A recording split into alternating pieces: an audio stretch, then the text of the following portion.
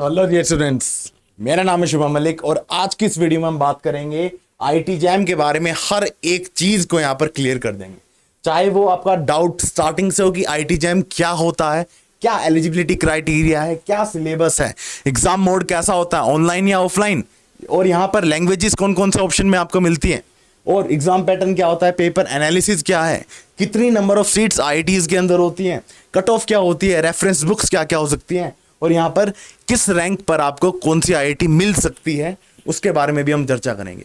और इतना ही नहीं, इसके अलावा भी कुछ 2 3 4 पॉइंट्स हैं जिनके ऊपर भी हम एक्स्ट्रा बात करेंगे इनके अलावा। ठीक है, तो शुरुआत करते हैं।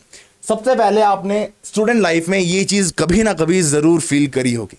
ठीक है, the only reason that I found कि लैक ऑफ क्यूरियोसिटी, अपने आप को रोक देना। ठीक है, एक लिमिटेड टाइम के बाद एक लिमिटेड चीजों के ऊपर अपने आप को रोक देना, मैं इसका मेन रीजन मानता हूं। ठीक है, अपने दिमाग को आप हमेशा खुला रखें और इन चीजों में, ठीक है, ये जो प्रोसेस है आपको एक लर्निंग प्रोसेस जो है, रेस्ट्रिक्ट खुद को ना रखने के लिए हमेशा एक अच्छी मेंटरशिप आपको चाहिए होती है। ठीक है, कभी भी आपको इस तरीके से जीवन में उलझा नहीं रहना है। ठीक है, एक अच्छी मेंटरशिप आपको इस तरीके से हर चीज क्लियर कर कर दे सकती है। ठीक है, पहली चीज तो ये दिमाग में रखना। अब बात करते हैं कि आईटी जैम क्या चीज है, क्या क्या हम इसमें डिस्कशन करने वाले हैं। द फॉलोइंग पॉइंट्स जो कि आप स्क्रीन पर देख सकते हैं, ये सारे पॉइंट्स आज हम अभी डिस्कस करने वाले हैं और इनके अलावा भी 1-2 पॉइंट डिस्कस करेंगे।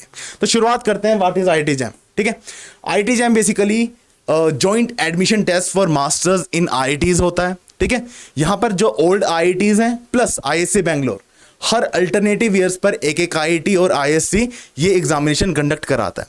2004 में एग्जामिनेशन स्टार्ट हुआ था सो दैट कि आईआईटीज में मास्टर्स इन साइंस हो पाए। ठीक है, मास्टर्स आईआईटीज लोग कर पाए इन साइंसेस, उसके लिए जैम एग्जामिनेशन स्टार्ट करा गया था 2004 के अंदर by the old IITs and the ISC Bangalore. ठीक है, ओके, तो ये था कि भाई आईआईटी जैम एग्जाम होता क्या है, कब स्टार्ट हुआ, कौन ऑर्गेनाइज कराता है। अब आगे बात करते हैं भाई। ठीक है, यहां पर आपको एडमिशन किस किस में मिलता है। एक तो भाई आपको एमएससी 4 सेमेस्टर जो कि आपका 2 ईयर प्रोग्राम होता है, इसके अंदर एडमिशन मिलता है। जॉइंट एमएससी पीएचडी में मिलता है और वहीं पर एमएससी पीएचडी ड्यूल डिग्री में भी आपको यहां पर एडमिशन मिल रहा होता है इस जैम एग्जाम के थ्रू। अब आगे बात करते हैं। अब यहां पर देखते हैं कि भाई आईआईटी जैम के थ्रू आप एडमिशन कहां कहां ले सकते हैं। एक तो भाई आईआईटीज आपकी हैं ही, ठीक है, एक तो आईआईटीज आपकी हैं ही, उसके अलावा आईएससी बैंगलोर में आप एडमिशन ले सकते हैं, Eicher Bhopal, Eicher Pune, Eicher Kolkata, Eicher Tirupati. इतना ही नहीं, यहां पर जो एनआईटीज हैं वहां पर भी आप जैम एग्जामिनेशन के थ्रू, इसके स्कोर कार्ड के थ्रू एडमिशन ले सकते हैं। और इसके अलावा भी जो सेंट्रली फंडेड टेक्निकल इंस्टीट्यूट्स होते हैं, ट्रिपल आईटीज जो आपकी रहती हैं, वहां पर भी आप एडमिशन ले सकते हैं वाया आईआईटी जैम का जो स्कोर कार्ड रहेगा उसके ऊपर। ठीक है, तो ये था कि भाई जैम एग्जामिनेशन के थ्रू आप एडमिशन कहां ले सकते हैं। IITs, IISc Bangalore, IISERs, NITs, CFTI and etcetera etcetera. ठीक है, और भी कुछ इंस्टीट्यूट्स हैं जहां पर आप एडमिशन इनके थ्रू ले सकते हैं। तो भाई पहले क्या मामला था, एलिजिबिलिटी क्राइटेरिया के ऊपर एक बार बात कर लेते हैं कि एलिजिबिलिटी क्राइटेरिया है क्या। ठीक है, पहले अगर आप देखें आईआईटी जैम 2022 एग्जाम से पहले तो एलिजिबिलिटी क्राइटेरिया था कि भाई आपका मिनिमम जनरल कैटेगरी से तो 55% चाहिए, लेकिन इन चीजों को हटाकर अब की बात सिर्फ और सिर्फ पास होना ही इनफ आपके लिए रख दिया गया है। Due to the covid situation मैं कहूंगा कि इस वजह से कुछ यहां पर एलिजिबिलिटी क्राइटेरिया में, मिनिमम एलिजिबिलिटी क्राइटेरिया में चेंजेस लाए गए हैं। ठीक है, सो डैट कि अगर इन केस कोई स्टूडेंट कोविड सिचुएशन की वजह से इफेक्टेड हुआ है तो उसका कोई इफेक्ट ना आए। ठीक है, एक मिनिमम एलिजिबिलिटी तो उसके लिए रखी दी है, in case he deserve exam में बैठो 2 और रैंक लाओ। ठीक है, ये थी भाई एलिजिबिलिटी क्राइटेरिया हमारा। अब इसके बाद हम बात करते हैं कि भाई इंपॉर्टेंट डेट्स क्या है। भाई डेट जाननी बहुत जरूरी है। ठीक है, कि आपका रजिस्ट्रेशन पोर्टल कब खुलता है, कब आपका एडमिट कार्ड आता है, कब आपका रिटर्न एग्जाम होगा, कब काउंसलिंग होगी। तो यहां देख लो, आईआईटी जैम का जो रजिस्ट्रेशन होता है वो जनरली अगस्त के लास्ट से लेकर मिड ऑफ अक्टूबर के बीच तक रहता है। ठीक है, और वहीं पर एडमिट कार्ड आपका जनरली फर्स्ट वीक ऑफ जनवरी में आता है और रिटर्न एग्जाम आपका हमेशा सेकंड संडे ऑफ फरवरी में होता है। ठीक है, और यहीं पर जो काउंसलिंग प्रोसेस है वो मिड ऑफ अप्रैल से स्टार्ट होती है। जैसे कि अब की बात, जिन बच्चों ने आईआईटी जैम 2022 का एग्जाम दिया है उनके लिए 11 अप्रैल से 25 अप्रैल तक के लिए ये काउंसलिंग ओपन है। ठीक है, फर्स्ट राउंड के लिए वो यहां पर डिटेल्स भर सकते हैं। चलिए भाई आगे बात करते हैं कि भाई किस आईआईटी कितनी रैंक के साथ कौन सी आईआईटी पिछले साल तक आपको एडमिशन प्रोवाइड करा रही थी। ठीक है, यहाँ पर आईटी बॉम्बे, आईटी दिल्ली, गुवाहाटी, कानपुर, खड़गपुर, मद्रास, रुड़की, भुवनेश्वर, गांधीनगर, हैदराबाद, ये सारे आप लिस्ट वाइज दे सकते हैं। ठीक है, अब आईटी बॉम्बे किन किन कोर्सेज में, किन किन प्रोग्राम्स में यहाँ पर एडमिशन प्रोवाइड कराता है जैम एग्जाम के थ्रू? एक तो भाई अप्लाइड जियोफिजिक्स, एक आपका एमएससी फिजिक्स, एक आपका energy basically high energy physics में, और यहीं पर एनवायरमेंटल साइंसेज एंड इंजीनियरिंग में भी आईटी बॉम्बे में ही आप प्रोग्राम्स में इनमें जा सकते हैं। ठीक है, ये कोर्सेज हैं, और यहां पर प्रोग्राम्स इनके कोरस्पॉन्डिंग आप देख लें, MSc PhD dual degree, MSc PhD dual degree. General category की, general EWS, OBC, non creamy layer, SC और एसटी, इनकी ओपनिंग और क्लोजिंग रैंक देख लीजिए। मैं एक बार थोड़ा साइड में हो जाता हूं, आप एक बार अच्छे से देख लो। ओपनिंग एंड क्लोजिंग रैंक आप यहां पर देख लीजिए, चाहे तो स्क्रीनशॉट भी ले सकते हैं। ठीक है, सिमिलरली अगर मैं आगे बाकी आईटीज के बारे में बात करूं तो आईटी इंदौर जो कि एस्ट्रोनॉमी में, ठीक है, एमएससी प्रोग्राम इन एस्ट्रोनॉमी, ये भी कोर्स प्रोवाइड कराता है। तो यहां भी आप कैटेगरी वाइज देख सकते हैं कि ओपनिंग एंड क्लोजिंग रैंक आपकी डिफरेंट आईटीज में कितनी रहती है। चलिए जी आगे बात करते हैं कि भाई आईटीज में नंबर ऑफ सीट्स कितनी है। भाई आईटीज में टोटल नंबर ऑफ सीट्स कितनी है उसके बारे में बात कर लेते हैं। आईटी बॉम्बे में एमएससी प्रोग्राम में भाई अब की बार 60 सीटें थी। ठीक है, अब की बार 60 सीटें थी, और यहीं पर एमएससी पीएचडी ड्यूल डिग्री में इन high energy physics and environmental sciences 22 और 12 सीटें रेस्पेक्टिवली थी। सिमिलरली आप स्क्रीन पर आगे देखें, IIT Delhi MSc programme 68 number of seats, then IIT Dhanbad 55 number of seats in MSc programme, और यहां पर अप्लाइड जियोफिजिक्स में आईटी धनबाद में ही यहां भी 55 सीटें। सिमिलरली आईटी गांधीनगर में 38, आईटी गुवाहाटी में 60 एंड आईटी हैदराबाद में 40 नंबर ऑफ सीट्स। तो ये चीज आप देख सकते हैं स्क्रीन पर। सिमिलरली मैं कहूंगा यहां पर भी आप स्क्रीन पर देख पा रहे हैं अदर आईआईटीज जो प्रोग्राम्स और कोर्स प्रोवाइड कराते हैं उनके अकॉर्डिंग कितनी नंबर ऑफ सीट्स वहां पर उस आईआईटी में है रेस्पेक्टिवली आप स्क्रीन पर देख सकते हैं। आराम से बाद में स्क्रीनशॉट भी आप चाहें तो इसका ले सकते हैं। तो अब आगे फाइनल अगर मैं कहूं, फाइनली अगर आप इसको देखें तो total number of seats in IITs for IT jam physics aspirant 869। ठीक है, 869 नंबर ऑफ सीट सिर्फ और सिर्फ आईआईटीज के अंदर है।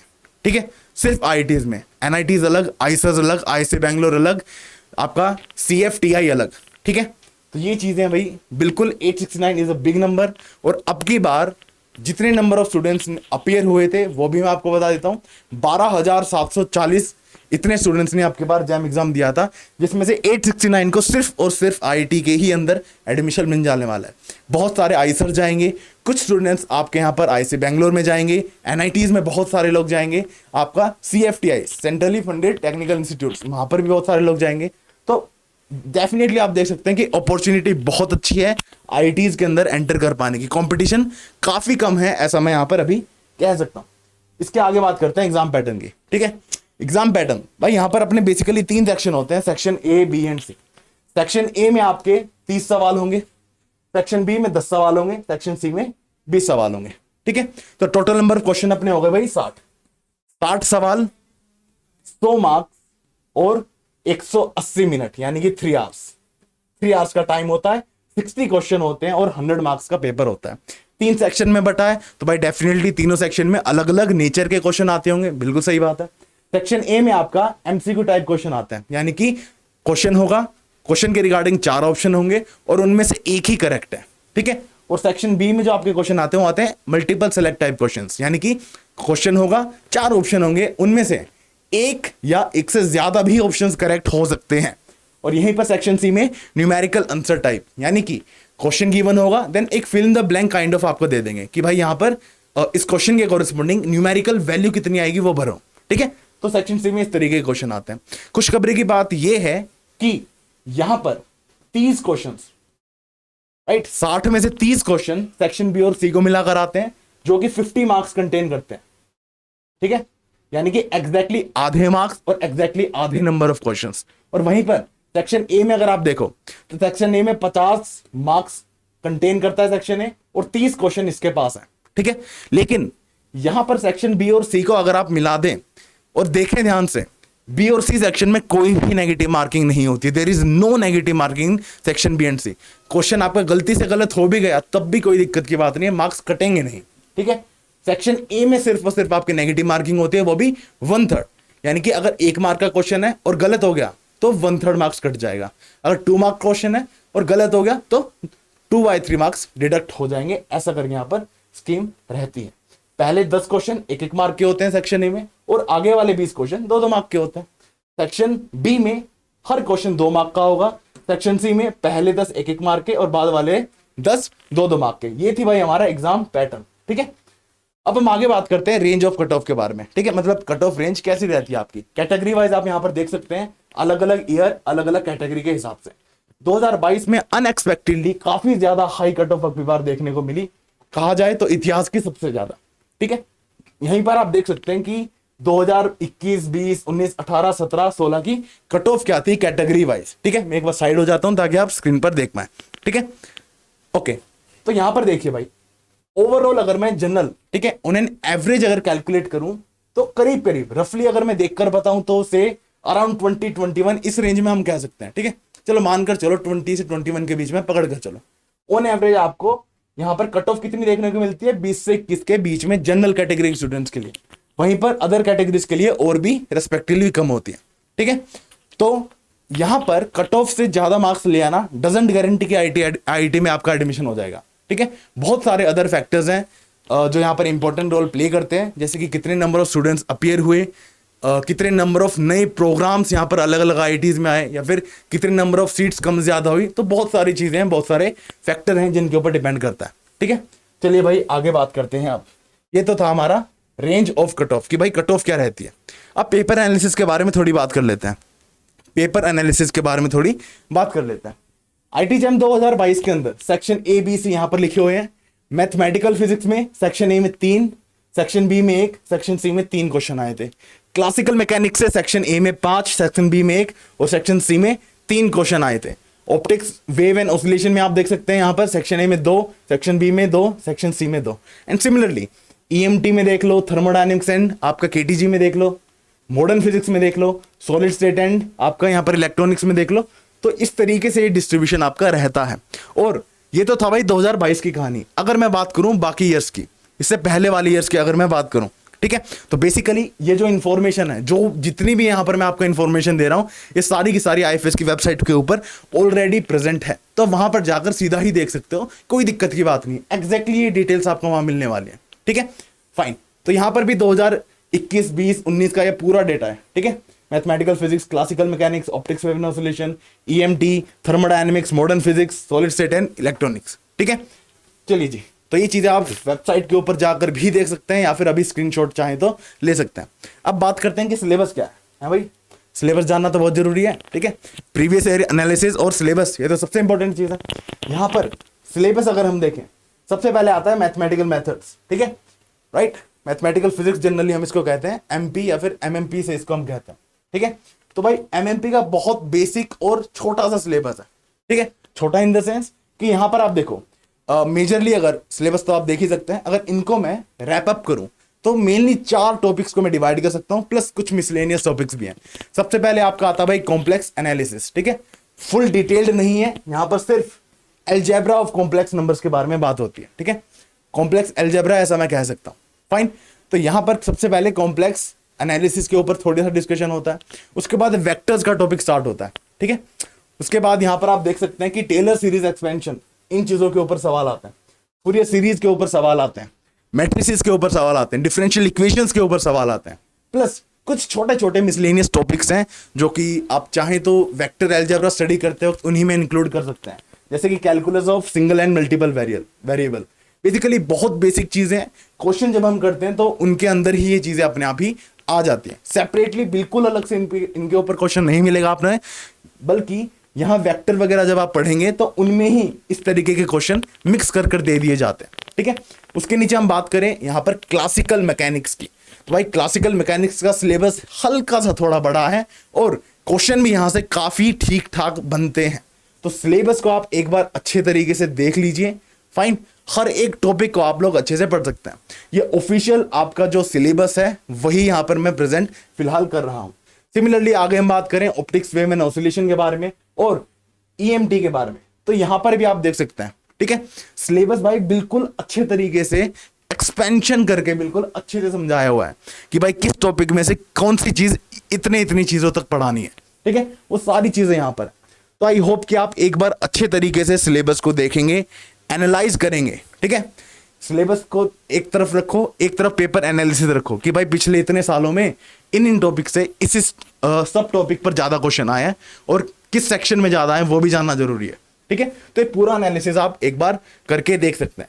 ये हमारा भाई thermodynamics and statistical mechanics, okay. फिर हमारा मॉडर्न फिजिक्स, राइट, ये पूरी चीजें आप देख सकते हैं। उसके बाद हमारा solid state physics and electronics, ये वाला भी पूरा पोर्शन आप स्क्रीन के ऊपर देख सकते हैं। तो ये था भाई हमारा syllabus of IIT jam physics, ठीक है। सिलेबस हमारा आईआईटी जैम फिजिक्स का इतना सा था। अब चलिए आगे बात करते हैं कि भाई बुक्स कौन सी रेफर करें, ठीक है। मैं यहां पर आपको कुछ सजेशन देना चाहूंगा। ये कुछ बहुत ज्यादा रिजिड सजेशन नहीं है, स्टिल जो मुझे लगा कि कुछ बुक्स, बेसिक बुक आपको पढ़नी ही चाहिए ड्यूरिंग द प्रिपरेशन, वो ये है। सबसे पहले तो भाई concept of physics by the legend HC. Verma part 1, ठीक है। पार्ट 1 में स्पेशली मैं कह रहा हूं क्योंकि पार्ट 1 में क्लासिकल मैकेनिक्स का डायरेक्टली काफी सारी चीजें यहां से निकाल दी जाती हैं, काफी सारे नए कॉन्सेप्ट यहां से, इसके जो एक्सरसाइज के क्वेश्चन है स्पेशली, उनको मैं आपको कहूंगा आपको लगाने चाहिए, ठीक है। फिर आपका भाई क्लासिकल मैकेनिक्स जेसी उपाध्याय, ठीक है। ये तो आप सभी जानते ही होंगे, अपने सिंपलिसिस्टिक, ठीक है, सबसे you can say easy words में चीजों को समझा पाने के लिए बहुत फेमस बुक है क्लासिकल मैकेनिक्स बाय जेसी उपाध्याय। और यहीं पर क्लेबनर एंड कोलनकोव की भी एक बुक आती है, एन इंट्रोडक्शन टू मैकेनिक्स। ये भी मैं आपको रिकमेंड करूंगा कि इसको भी आप जरूर एक बार पढ़कर देखें। डेफिनेटली आपको कई सारी नई चीजें एक नए पॉइंट ऑफ व्यू से देखने को मिलेंगे। ये तो था भाई क्लासिकल मैकेनिक्स की बारी। अब क्वांटम मैकेनिक्स के लिए भी देख लेते हैं। क्वांटम मैकेनिक्स के लिए भाई यहां पर आर्थर बाइजर की बुक है, आप देख सकते हैं, कॉन्सेप्ट ऑफ मॉडर्न फिजिक्स। यहीं पर आपका भाई David J Griffith, introduction to quantum mechanics. और सबसे ऊपर भाई, ठीक है, जहां मैं कहूंगा कि क्वांटम मैकेनिक्स बाय जेटली। तो जेटली की अगर आप बुक अच्छे से पढ़ लेते हैं तो मुझे एक हद तक लगता है कि अगर आपका फाउंडेशन स्ट्रांग है, यानी कि क्वांटम मैकेनिक्स कैसे शुरू हुआ, कैसे क्या है, ये चीजें आपको बहुत डिटेल में ही जाननी है, तो इन बुक्स को मैं रेफर करूंगा। अदरवाइज जेटली में भी वो चीजें गिवन है, और जेटली मैं कहूंगा एक बेहतर बुक है अगर आप एग्जामिनेशन पॉइंट ऑफ व्यू से देखना चाहते हैं, तो जेटली एक ज्यादा बेटर बुक रहेगी यहां पर आपकी क्वांटम मैकेनिक्स की। तो हम आगे बात करते हैं इसके बाद इलेक्ट्रोडायनेमिक्स की।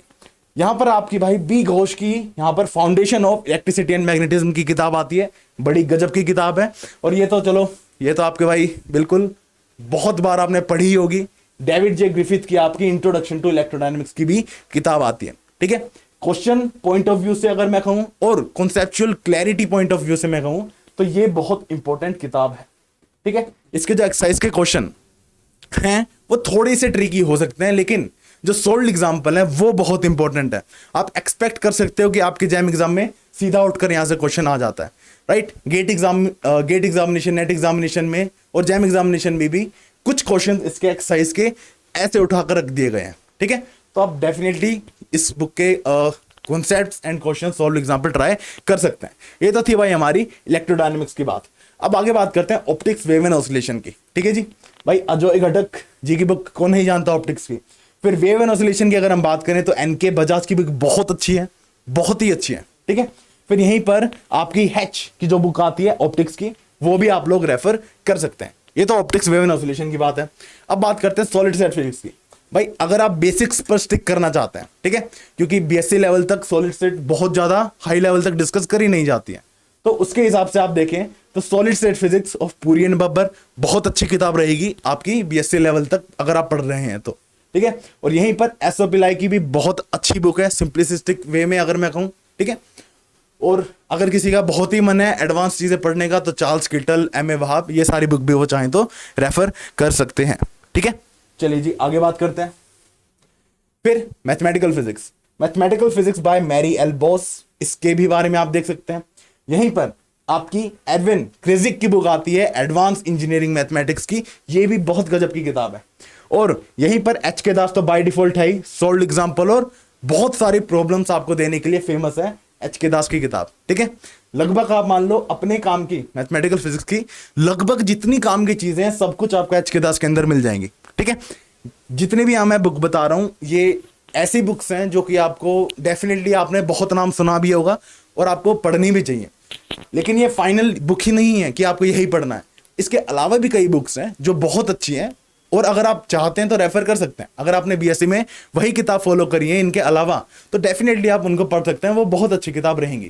ठीक है, यहाँ जस्ट मैंने कुछ किताबों के नाम अनलिस्ट करे हैं, जैसे कि थर्मोडायनेमिक्स में अगर मैं बात करूं, गर्ग बंसल घोष, ठीक है, थर्मल फिजिक्स के गर्ग बंसल एंड घोष। यहीं पर fundamentals of statistical mechanics and thermal physics, आपकी रेफ इसकी बुक आती है। ठीक है, ये भी आप देख सकते हैं। ओके, बहुत बहुत इंपॉर्टेंट बुक्स ये है। आगे अगर मैं बात करूं न्यूक्लियर फिजिक्स, यहां पर भाई डीसी तायल की बुक आती है न्यूक्लियर फिजिक्स की, बाय डिफॉल्ट बिल्कुल सब चंगा सी भाई, न्यूक्लियर फिजिक्स के लिए ये इतना बहुत है। फिर आपकी एटॉमिक में राजकुमार बहुत है भाई, ठीक है, राजकुमार जी की बहुत एटॉमिक एंड मॉलिक्यूलर फिजिक्स की मच मोर देन इनफ है आपके jam examination point of view से। इवन जब आप नेट गेट का एग्जामिनेशन देंगे तब भी मैं आपको रिकमेंड करूंगा कि पहले एटॉमिक के लिए यही किताब पढ़ें। ठीक है, बहुत डायरेक्टली हेल्पफुल रहेगी आपके सभी कॉम्पिटेटिव एग्जाम्स में। अब उसके बाद भाई देखो, जितनी इंफॉर्मेशन हमको इस सेशन में देनी थी उतनी मैं आप तक प्रोवाइड करा चुका हूं। एक दो छोटी सी चीजें हैं जो काइंड ऑफ सजेशन वे में आपको मैं प्रेजेंट कर रहा हूं कि भाई हमेशा आपको अपना शेड्यूल बनाकर रखना है। ठीक है, शेड्यूल बनाकर रखना है, जब भी आप प्रिपरेशन करो शेड्यूल बनाकर रखो। उससे क्या होगा, आपको सुबह उठते ही पता होगा कि भाई ये करना है। और अगर आप शेड्यूल फॉलो करते हो तो आपको ये चीज गारंटीड है कि इसी तरीके से अगर मैं शेड्यूल फॉलो करता गया तो भाई कुछ समय के बाद जब सारा सिलेबस कवर हो जाएगा, रिवीजन सारा हो जाएगा, क्वेश्चन प्रैक्टिस सारे हो जाएंगे, तब डेफिनेटली मेरा रिजल्ट आ रहा होगा। ठीक है, किसी भी कॉम्पिटेटिव एग्जाम में, स्पेशली आईटी जैम और सीएसआर नेट गेट की अगर मैं बात करूं, जितना स्ट्रॉन्ग आपका रिवीजन रहेगा, ठीक है, सिर्फ नॉलेज होना इनफ नहीं है, सब कुछ आपने एक बार अच्छे से पढ़ लिया इनफ नहीं है, कॉन्टिन्यूस रिवीजन जो जितना ज्यादा करेगा उसकी उतनी जल्दी अच्छी रैंक आएगी। It is much more probable. तो कुछ उसी सेंस में ये चीज मैं आपको बताना चाह रहा था। ठीक है, और उसी के बाद कुछ भी आप जीवन में चीज करते हो, ठीक है, सबसे पहले तो भाई यही करते हो ना, अगर आपको कोई रास्ता नहीं दिख रहा, मान लो आपको कुछ भी XYZ नया टॉपिक पढ़ना है, नए क्वेश्चन करने हैं, नहीं बात बन रही, सबसे पहले तो भाई समीकरण बिठाओ कि करना कैसे है। ठीक है, सोचो, आइडिया जनरेट करो, कोशिश करो, क्वेश्चनों पे लगे रहो, रिवीजन करते रहो, बार बार करते रहो जब तक बात ना बने। फिर अगर आपको लगता है कि भाई इससे मामला बैठ रहा है, सक्सेस मिल रही है, डेली रूटीन, आप एक काम करो, हर 2-3 दिन में नए नए रूटीन ट्राई करते रहा करो। ठीक है, दिन में जगना, रात को सोना, ये वो जो भी कर सके कर लो। ठीक है, जो भी आपके लिए हेल्पफुल रहे, आपके नेचर के हिसाब से कंपैटिबल हो, वो आप रूटीन फॉलो कर सकते हैं। अगर वो रूटीन आपको कुछ बेहतर देता है तो उसको अपना लो, अदरवाइज दोबारा कुछ नया समीकरण बिठाओ और नई चीजों तक पहुंचो। So this was all for today. Thank you so much guys. इसी तरीके से इंफॉर्मेटिव वीडियोस के साथ जल्दी मिलते रहेंगे। Thank you so much and happy learning.